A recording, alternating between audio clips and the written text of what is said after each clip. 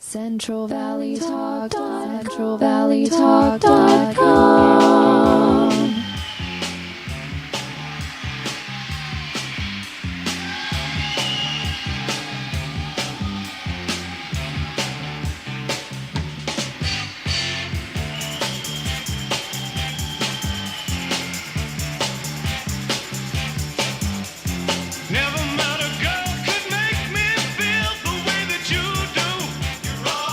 Welcome back, Tim Thiessen Live. This segment of the program is brought to you by Citizens Against Lawsuit Abuse. My next guest is going to be interesting. His name is Joe Ozier. He is an author, a scriptwriter, and a dog trainer.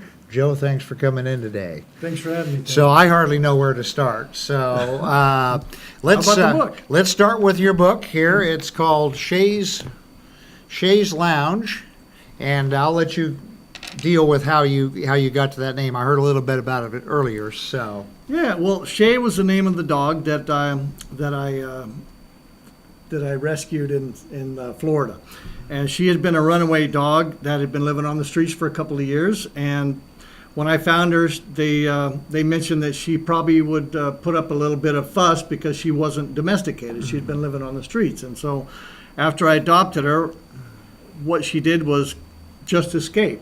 She would find a hole in the fence, she would go over the fence, she would dig under the fence, and I kept trying to go and find her. She kept ending up in neighbors' houses or back at the shelter, until one day she ended up back at my house after she had run away, and she was sitting on my lounge chair waiting for me to come home. And I was rather struck by that, because I work as a dog behavior trainer, and I sometimes help people find their dogs or post lost dogs, and not a lot of dogs end up back at their home, and it's really kind of sad. But with Shea, she actually came back, and so I think what I did was she must have made a decision to come home, and what was that decision? And I kind of think that it might have been her survival instincts telling her that she didn't have to run anymore, she didn't have to live in alleys, she didn't have to eat out of the garbage cans, that I was there, I loved her, I cared for her, I fed her, I gave her a place to live, and I think that's probably what she ended up doing. So that's what I thought would be a compelling story to write about. okay, and so that was the inspiration for the book. Yes, sir. Okay, now it looks like a very interesting book. And how can folks find the book?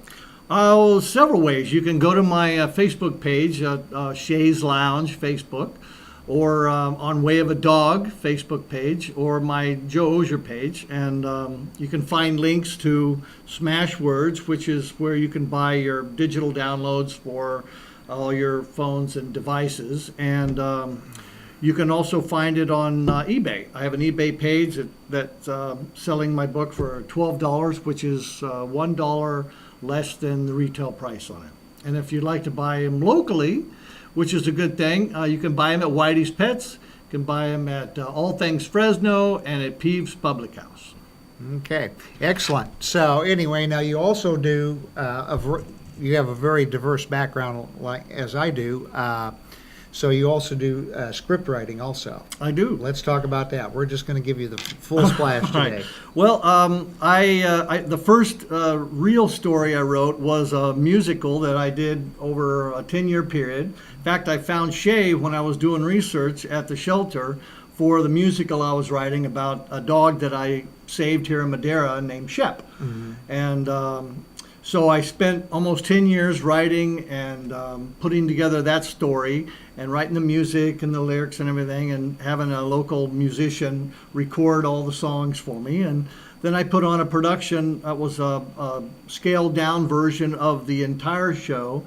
I called it Shep's Christmas Wish, mm-hmm. and we performed here at the Warner's Theater for a Toys for Tots function to raise money for the United Way's Toys for Tots Foundation. And we did that actually 2 years. I wrote 2 original plays just specifically for the Toys for Tots group, and it was very good. We had a good success out of it, and so that's kind of what I do. Okay, excellent. Talk talking about dogs and dog behaviors, you work with people, right? With they having some kind of an issue with the dog, right? Behavior Yes. problems. What are like the top 3 problems that usually get called on? Jumping, biting, nipping, barking, chewing furniture,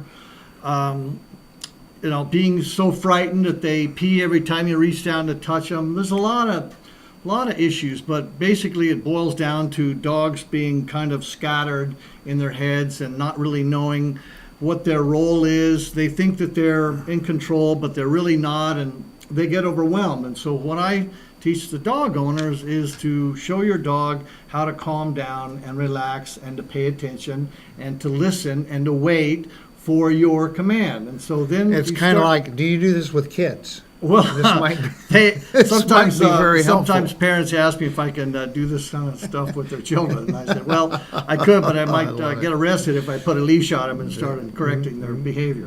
Okay.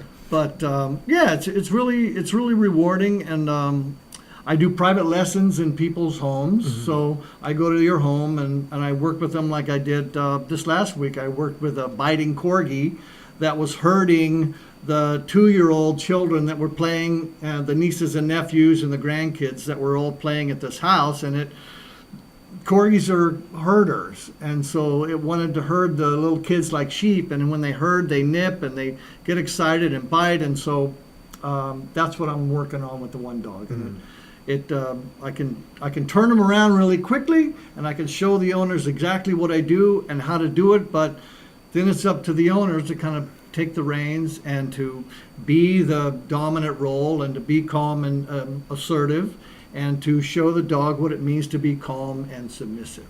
Okay, yeah, and the big plus there is you're working with them in their home environment. That's 'Cause right. A lot Where of folks, the issues a lot of present folks, themselves. pack their dogs off and they take them off to doggy college, and then the dog learns to behave in that environment, and then they bring them home and they're going, holy cow, this is the Pretty same, much. There's same a lot- beast, yeah, the there's a same lot beast of I that. left with, right? Exactly. They'll take a 6-week course. It's an hour a week, and they'll get a certificate that says your dog is now obedient. But it really isn't, because they haven't addressed the issues that present themselves when they're at home, or when they're around the energy of the home, or the energy of the person, if the person's nervous, or a lot of different issues that. Because dogs, basically, they read you and they read your energy. They may not really know what you're saying, but they know the intent. So they react to the intent behind what it is that you say. So you have to be really aware of how you're presenting yourself and your energy. And if you try to be a faux dominant person, and your dog can look at you and kind of snicker and go, nah, I recognize a fake a mile away. So you have to be the dominant person, but not in a negative way. It's in a positive way. It's just a reassuring, I have this is my responsibility, and you as a dog can let go of that issue because I'm going to take care of that. Okay. One last question before we run out of time here is dogs that are chewers. Okay. That gnaw on everything. Some dogs just gnaw on everything, or it's just specific things for whatever reason. They Yeah. start as puppies, Right.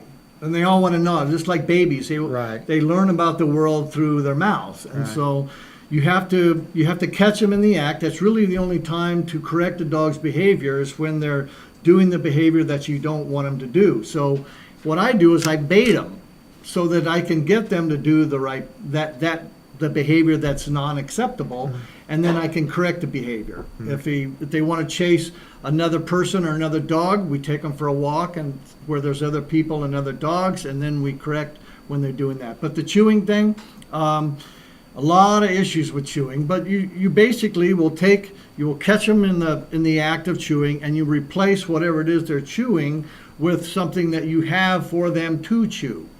If Okay. you understand. So you replace the bad with the acceptable, and then when they chew something else, you take that out of their mouth and you hand them this, and eventually they get it. Okay. Excellent. So go from there. Maybe that'll help me keep one of my wife's dogs out of trouble here the next day or two. We'll see what we can do. So anyway, Thank you. So very good. Well, thanks for coming in, Joe. Appreciate it. Appreciate and it. we'll be right back after these messages.